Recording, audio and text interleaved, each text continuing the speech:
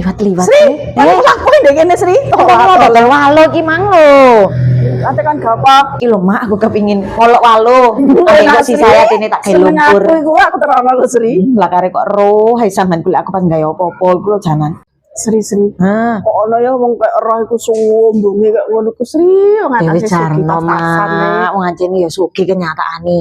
Alah, wong sing gesek tas aku lho mulai lahir kuwi sugih.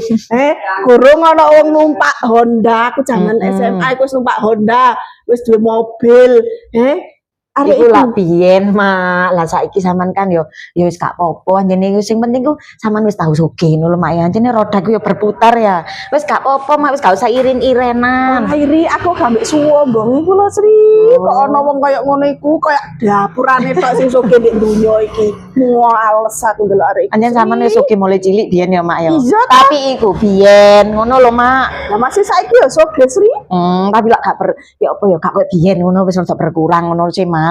Wis gak apa-apa Mak, sampean sing penting wis tau sugih ngono lho ya. Males aku. Wis aja iren-irenan. Wis engko tak teri. Olek. Kalau Sri teko Sri. Oh iya. Telo Sri. Wong kok senengan njaluk diteri ya. Tapi awake ora tau selamatan ora tau tadi tanggane. Kan nemu pitik capilan.